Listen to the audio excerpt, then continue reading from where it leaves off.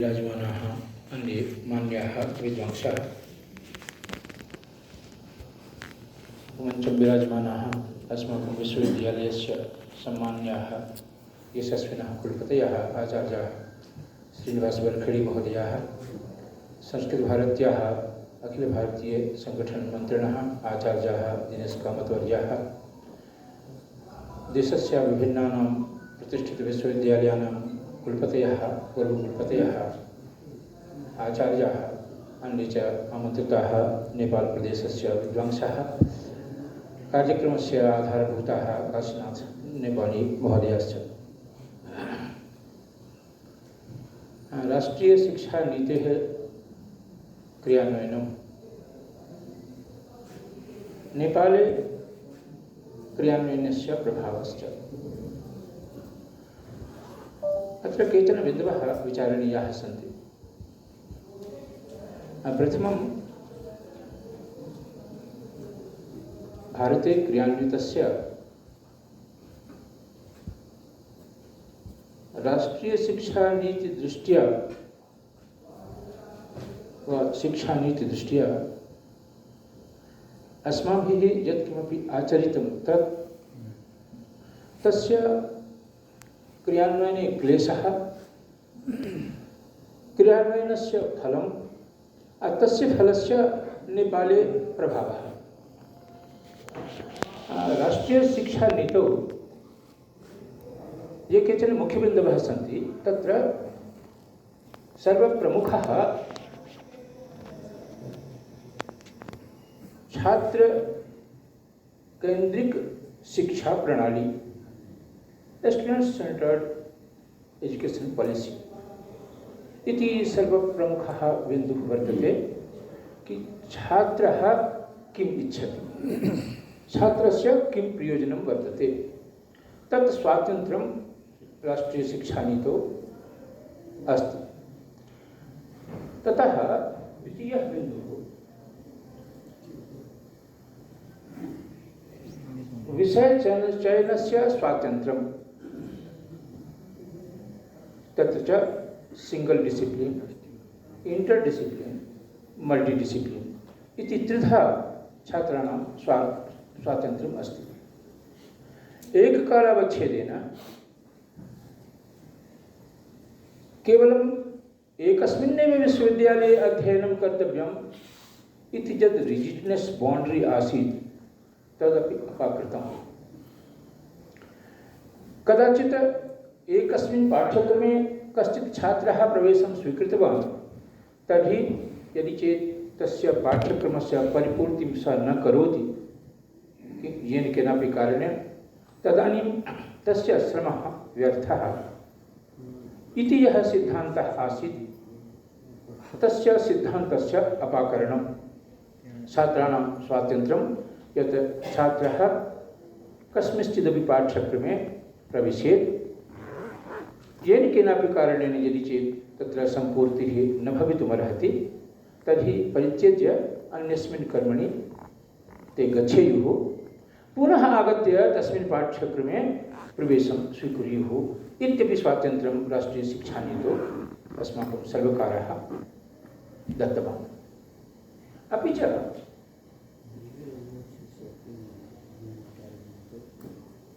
द्वितीयः यः मुख्यबिन्दुः कि पूर्वाग्रहस्य त्यागः, रिजिड्नेस् बाउण्ड्री मास्तु कुत्रचिदपि अध्ययने, अध्यापने, अनुसन्धाने।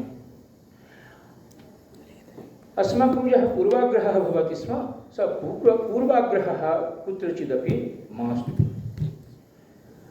विषयं स्वीकर्तुं स्वातन्त्र्यं, मध्ये तस्य परिवर्तनं कर्तुं स्वातन्त्र्यम्।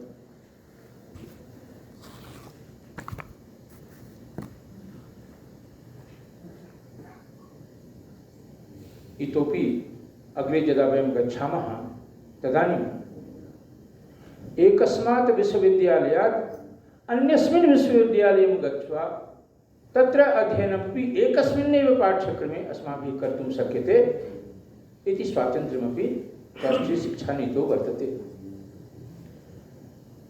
विषयाणां चयने संस्कृतदिशा यदा वयं चिन्तयामः कश्चित् यदा व्याकरणाचार्ये प्रविष्टवान् अस्ति तदानीं व्याकरणाचार्येण सह ज्योतिषमपि पठितुं स अर्हः, तेषाम् अवकाशः अस्ति। शास्त्रीकक्षायां विशेषेण एकः छात्रः एककालावच्छेदेन व्याकरणं, तेन सह साहित्यं, तेन सह ज्योतिषमपि पठितुम् अर्हः भवितुमर्हति इति स्वातन्त्र्यं सर्वत्र देशे विदेशे च छात्राणां कृते सौविध्यमस्ति। चॉइस बेस्ड क्रेडिट सिस्टम इत्यस्य पूर्वस्मादेव अस्ति। अत्र विशेषेण तादृशं प्रावधानं राष्ट्रियशिक्षानीतौ वर्तते। ये छात्राः स्वातन्त्र्यपूर्वकं क्रेडिट सिस्टम स्वीकर्तुम् अर्हन्ति इति विशिष्टम् अस्ति तत्र तस्य विश्वविद्यालये। यथा कश्चित् छात्रः यदि चेत् अस्माकं केन्द्रीय संस्कृत विश्वविद्यालये शास्त्रीकक्षायां प्रथम वर्षे प्रवेशं स्वीकृतवान्, तदनु तस्य इच्छा भवति कि तिरुपतौ राष्ट्रीय संस्कृत विश्वविद्यालये व्याकरणस्य अध्ययनाध्यापनम् इदानीं तथा भवति। तत्र पाठ्यक्रमे यः ग्रन्थः निर्धारितः वर्तते तस्य ग्रन्थस्य विशिष्टं वैदुष्यं तस्मिन् आचार्ये वर्तते। यः आचार्यः तं ग्रन्थं तत्र पाठयति तर्हि तेषां स्वातन्त्र्यमस्ति। तत्र केन्द्रीय संस्कृत विश्वविद्यालयं त्यक्त्वा तस्मिन् सत्रार्धे सम्पूर्णे सत्रे च तिरुपतौ तस्मिन् विश्वविद्यालयं प्रवेशं स्वीकृत्य द्वितीयवर्षे सम्पूर्णस्य पाठ्यक्रमस्य पूर्तिं कर्तुं स अर्हति इति स्वातन्त्र्यम् अस्ति राष्ट्रियशिक्षानीतौ। अपि च यथा अस्माकं क्लेशः भवति, आजीवनं ज्योतिषशास्त्रम् अधीत्य अन्ते यदि चेत् कुत्रचित् व्याकरणस्य वेदान्तस्य वा अन्येषां केषाञ्चित् विषयाणां प्रसङ्गः आयाति तदानीं ज्योतिर्वेदाम् उत्तरं भवति अहं ज्योतिषस्य छात्रः, तत् शास्त्रेषु मम प्रवेशः नास्ति। यदि कश्चित् साहित्यस्य छात्रः स वदति अहं तु साहित्यस्य अस्मि, तद्दृष्ट्या वेदान्ते मम प्रवेशः नास्ति, व्याकरणे मम प्रवेशः नास्ति, वा धर्मशास्त्रम् अहं न जानामि। राष्ट्रियशिक्षानीतौ तथा स्वातन्त्र्यं दत्तं वर्तते यत् यत्र यस्य छात्रस्य यस्मिन् क्षेत्रे रुचिः अस्ति स तथा अध्ययनं कर्तुम् अर्हति। मल्टी डिसिप्लिनरी कोर्स यदस्ति तत्र सर्वपूर्णमपि प्रावधानं वर्तते। छात्राः एककालावच्छेदेन तान् सर्वान् अपि विषयान् पठितुम् अर्हन्ति इति तत्र वैशिष्ट्यं प्रतिभाति। इतः पूर्वं पाठ्यक्रमः कथं स्यात्, कः पाठ्यक्रमः स्यात् इति अस्माकं चिन्तनं भवति स्म। किं पाठनीयम् इति अपि चिन्तनं भवति स्म, किन्तु कथं पाठनीयम् इति चिन्तनं तदानीम् अस्माभिः तथा न क्रियते स्म यथा इदानीम् अस्माभिः राष्ट्रियशिक्षानीतौ क्रियते। तद्दृष्ट्या यदि विचारयामः, अस्माकं कुलपतिमहोदयैः राष्ट्रियशिक्षानीतिसन्दर्भे एकस्यां समितौ उक्तवन्तः, राष्ट्रियशिक्षानीतौ यः अत्यन्तं गांभीर्यपूर्णम् अस्ति, नूतनतया तत्र स्थापितं वर्तते, तत् किमस्ति, अपठितस्य पाठस्य ज्ञानं तथा ये अंशाः पाठ्यक्रमे न निर्धारिताः सन्ति वा पाठ्यक्रमे अंशाः निर्धारिताः अस्माभिः न पाठ्यन्ते। कथं न पाठ्यन्ते? छात्राणाम् अध्यापनं कुर्मः, अस्माकं पार्श्वे यावान् समयः भवति तावत् कालं वयं पाठयामः। यः छात्रः तावत् कालमेव पठति स विद्वान् न भवति। स्वीयेन पठित्वा अपरिचितस्य पाठ्यांशस्यापि अध्ययनं कृत्वा स परीक्षां लिखितुम् अर्हति। इयं या परम्परा, सा परम्परा राष्ट्रियशिक्षानीतौ इदानीम् आनीता। यतः तादृशोऽपि पाठः भवेत् पाठ्यक्रमे यस्य अध्यापनं वयं न करिष्यामः। छात्राः स्वीयेन पठित्वा तस्य पत्रस्य उत्तरं दास्यन्ति तत्र परीक्षायाम्। एषा या प्रणाली, एषा या परम्परा, तस्याः परम्परायाः यथा राष्ट्रियशिक्षानीतौ प्रवेशः अस्ति, प्रावधानम् अस्ति, तस्मिन् सन्दर्भे अस्माकं कुलपतिमहोदयानां विशिष्टम् अवधानं तैः तदानीं दत्तं यत् तथापि अस्माभिः करणीयं वर्तते।